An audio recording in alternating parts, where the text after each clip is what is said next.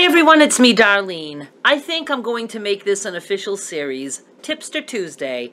If I don't happen to get it out there on Tuesday, well, we can have a Tipster Thursday that week. I am going to give you a tip today that I really haven't seen mentioned too often, and I watch a lot of tipsters. I'm going to tell you the benefits of recycling your old videos.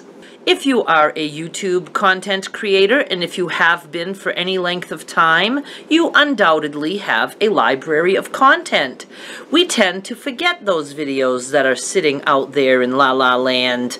Other people find them, but we don't promote them anymore. It's like, set it and forget it. I have started promoting my older videos in many ways, and I will cover those ways with you. If you do promote older videos, it's a good time to go in and spiff up that old video. Go ahead and pick some good tags. I have a video on that I'll link down below. Maybe change your title, maybe your thumbnail. Do whatever you have to do to make it look good. You could even add something at the end screen. Even if you didn't have a video back then where there's a place for an end screen, it's an old video. Even if your end screen thing has to be over somebody's face, go ahead and do it. Give somebody something to click on in that video, and then go ahead and promote the hell out of it. So here's some different ways that you can promote an old video. The one way that anybody can recycle an old video, because some don't use social media, but if you're creating YouTube videos, you're obviously using YouTube. So use your current video to recycle old videos. Mention it. For instance, I did a Christmas quilt series before Christmas last year. Probably at the end of summer, I'm going to start promoting that series often because it's a Christmas quilt. I don't even have to make another Christmas quilt to promote it. I can just put it back out there repeatedly. Have you started your new Christmas quilt yet? You know, Christmas is coming. And I can just put the link to that entire series and let people make the quilt. I also can make another Christmas quilt if I want to, and then in every new video I can mention the previous one so people can go and check it out. Always try to find a way to take an older video and make it work in the current video that you're recording. Promote it that way. If you do use social media, a very easy way to promote an old video is to just go ahead and put it on your Facebook again, or Twitter, or whatever you use. You can just put the link on Facebook and say, oh my goodness, it's already been a year since I did this, and put it out there. People who never saw it will like to see it. People who watched it before may want to watch it again, especially if it was a popular video. If you have a blog, I still have a blog. Feature it on your blog. I do a daily chat on my blog where I tell everyone what I did yesterday and what I plan on doing today, let you guys know how I feel, what's going on in my life. And now at the end of that post, I have a blast from the past video, and I put the date it was recorded. I say a little tiny line about what it's about. Like for instance, today, it's an old one, like almost 2 years ago, and it's the time I saw lightning while I was in my car at Shaw's. It was a tag along with me from way long ago. I didn't rewatch it.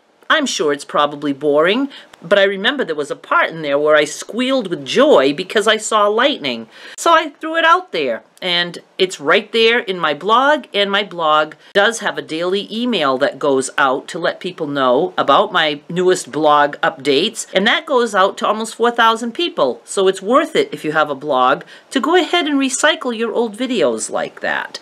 If you ever want to check out my blog, it's darlenemichaud.com. You can sign up for the email notice. I talk about other things there that I don't talk about in my videos. I put recipes out there, not zero carb recipes, because I'm not the carb police. I put out recipes that I think the majority of people will enjoy. So just please sign up for my blog. I would absolutely love that. DarleneMichaud.com, and you will see somewhere there a little black box where you just enter your email. Then you have to go and verify your email, and you will start getting 1 email per day, just 1, and only if I uploaded to my blog. If there's a time that I don't upload, you won't even be bothered with the email. So you might wonder, what is a good video to recycle? Evergreen content.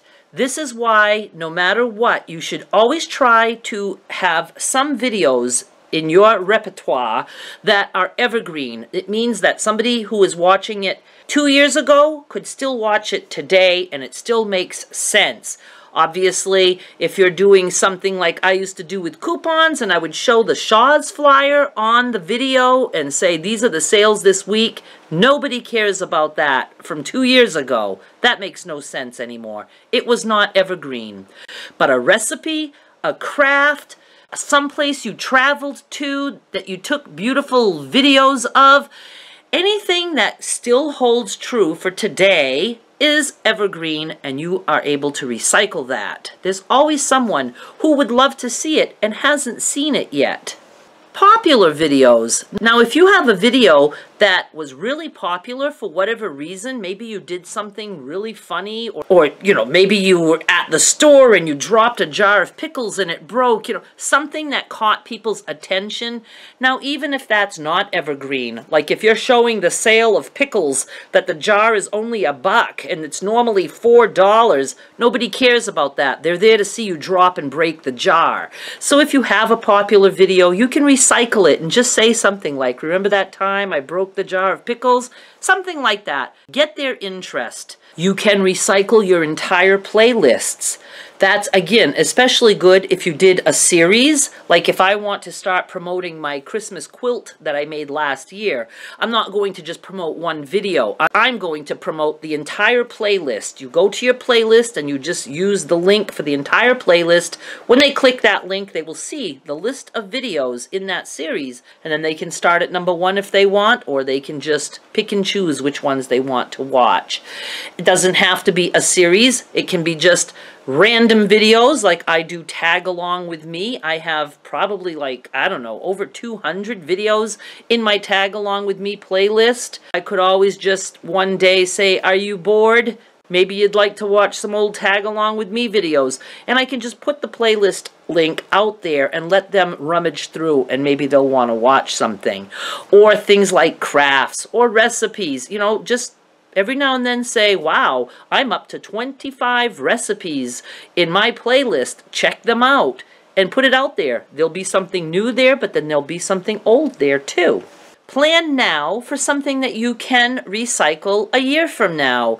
If you don't have a whole lot of time to do Christmas crafts or whatever it is that you do on your channel, at least do 1 or 2 this year. Next year, do 1 or 2 more and promote the 2 previous ones. You're going to build your library that way. And it doesn't have to be just the holiday stuff. If you want to do a recipe now, do a recipe now, or whatever evergreen content you can think of.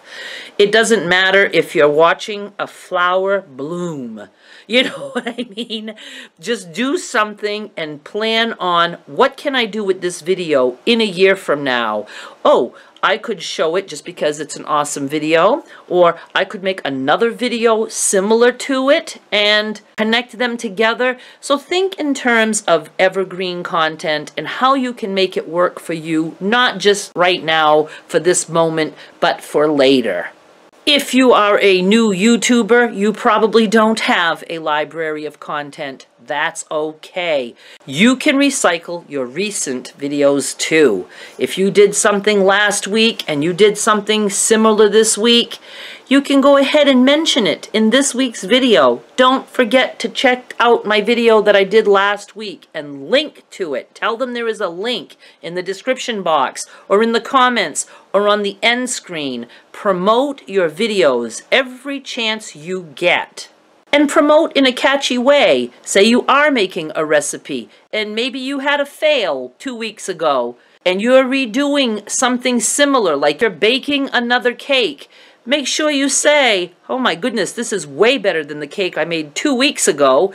That's going to make people curious. They're going to want to watch that video from 2 weeks ago. This is one of the reasons that I put my fails out there. When I set out to do something, if I get frustrated, I use that to my benefit. I put it out there. For instance, the tote bag that I made, that I worked on for 2 entire days. I was stressed to the max, and I let it be known because I want people to know it was stressful for me. People like to watch train wrecks. Even though it wasn't a train wreck, people like to see people have a mental breakdown, apparently, because when I have those kind of videos, they work well for me. So I take advantage of that.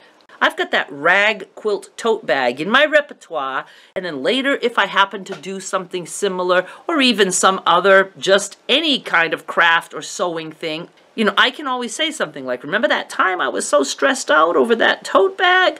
And I use that to my benefit, and people will watch it because people are very curious creatures. So pique their interest and send them to your older stuff. If you don't have a library of older content, send them to your recent things. Keep them on your channel as long as you can.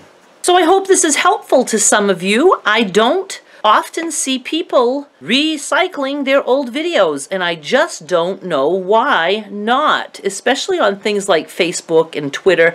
And if you do want to recycle something, you could recycle it on Facebook one week, keep a note, recycle it on Twitter the next week, or Instagram, or whatever you use, and pick one every week to recycle. So after a while, like on one day, you might have video A going to Facebook, video B is going to Twitter, video C is going to Instagram. So it gets to the point where you're recycling 3 or 4 videos per week, all to different social media.